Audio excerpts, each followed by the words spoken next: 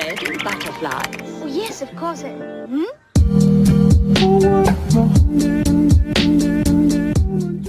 Aceh dan kebijakan publik. Pada dasarnya, undang-undang tertinggi dalam suatu negara adalah kedaulatan dan kesejahteraan rakyat.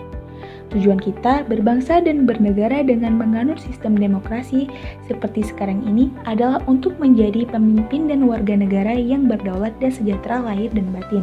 Kedaulatan dapat diartikan dengan proses pembentukan jati diri atau character building yang produktif dan efektif berdasarkan konstitusi yang kita sepakati bersama. Sedangkan sejahtera adalah proses dan hasil yang bermanfaat bagi kemanusiaan dan lingkungan hidup kita sesuai kerja-kerja produktif dan efektif yang kita lakukan.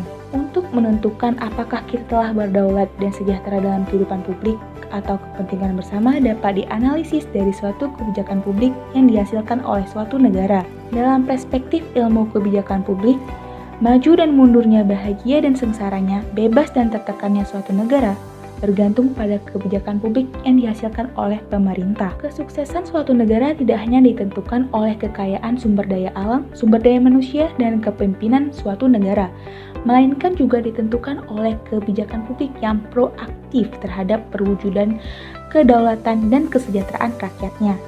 Pemimpin dan penasehat suatu negara yang berhati baik saja tidak cukup untuk memajukan suatu negara, tetapi harus dibuktikan dengan kebijakan publik yang efektif dan tepat sasaran. Dapat dilihat dalam konteks Aceh, kedaulatan dan kesejahteraan masyarakat dapat ditinjau melalui kebijakan publik yang telah diproduk, diselenggarakan, dan dihasilkan oleh pemerintah Aceh berdasarkan Undang-Undang Nomor 11 Tahun 2006 tentang Pemerintahan Aceh.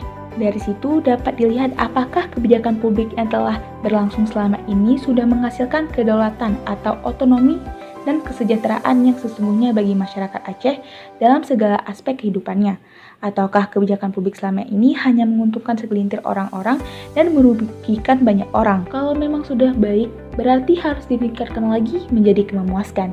Jika belum memenuhi standar dalam ukuran minimal, maka harus dikritisi dan dievaluasi dengan analisis kebijakan publik yang sistematis, komprehensif, dan konkret. Sebagai contoh, miliaran atau bahkan triliunan rupiah anggaran untuk Aceh yang setiap tahunnya dikembalikan ke pusat.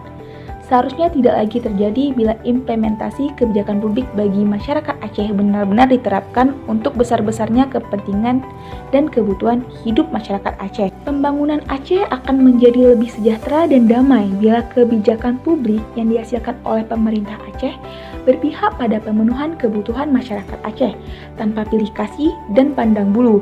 Jadi istilahnya sejahtera damai atau kafah tidak hanya dalam buku dan catatan ide dan undang-undang, melainkan membumi dalam kenyataan melalui kerja-kerja yang cerdas, efektif, dan produktif dalam wujud kebijakan publik. Loyalitas dan dedikasi terhadap negara harus dibangun oleh pemerintah Aceh atas dasar nasionalisme dan patriotisme yang terbuka, adil dan demokratis berdasarkan semangat Pancasila, Undang-Undang 1945, dan pelaksanaan syariat Islam yang mencerahkan pemikiran dan sikap hidup masyarakat Aceh.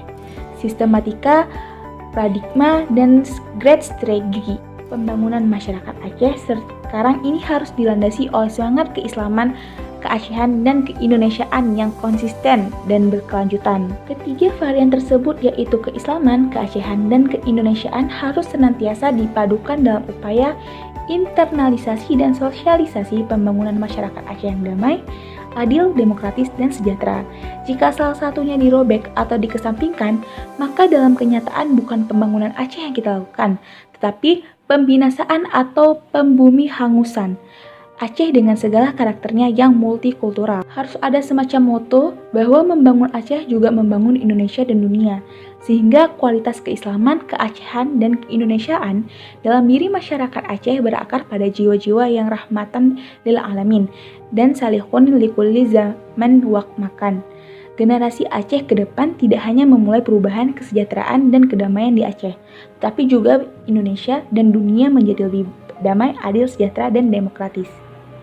Perang kebijakan, kita harus menyadari bahwa perkembangan politik dan ekonomi dunia sekarang telah diskenario oleh beberapa negara maju untuk menjarah kekayaan alam dan sumber daya manusia negara-negara berkembang tidak melalui penjajahan fisik seperti embargo atau boikot, tetapi dengan upaya kerjasama atau cara lembut seperti memberikan teknik asisten untuk perumusan kebijakan tertentu baik kerjasama antar pemerintah atau mempergunakan LSM dari negara maju yang beroperasi di negara berkembang. Jadi perang hari ini adalah perang kebijakan.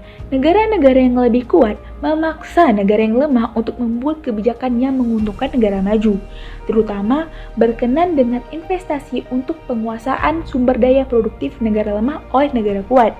Untuk itu, bila Aceh ingin berdaulat dan sejahtera dalam kerangka NKRI dan menjaga reputasi serta citranya di mata dunia, maka tantangan terbesar adalah bagaimana membangun kebijakan publik yang kuat dan mewakili kepentingan masyarakat Aceh dan nasional, bukan kepentingan asing maupun pada kompradornya.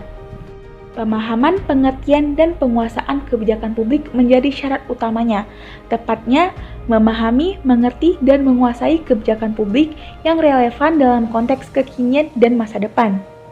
Perubahan paradigma dan mindset para pemimpin Aceh, baik di eksekutif maupun legislatif dalam upaya mewujudkan kebijakan publik yang membawa kemaslahatan bagi masyarakat Aceh secara kafah, merupakan keharusan sejarah dan harga diri bangsa Aceh yang gigih dalam berjuang untuk mengubah keadaan menjadi lebih jelas kemaslahatannya, bukan menjadi lebih sengsara dan bahkan mundur ke belakang.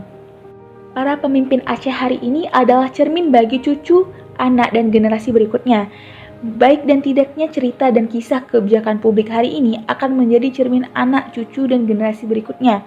Bila kita cermati dengan sesama, semangat dan harga diri para pemimpin dan rakyat Aceh dalam sejarah dimanifestasikan dalam wujud jihad terhadap segala berbagai bentuk kesewenang-wenangan dan ketidakadilan yang terjadi terhadap mereka. Membebaskan diri agar kemaslahatan hakiki menjelma dalam kehidupan rakyat Aceh, bukan kemaslahatan semu menguntungkan segelintir orang dan merugikan banyak orang.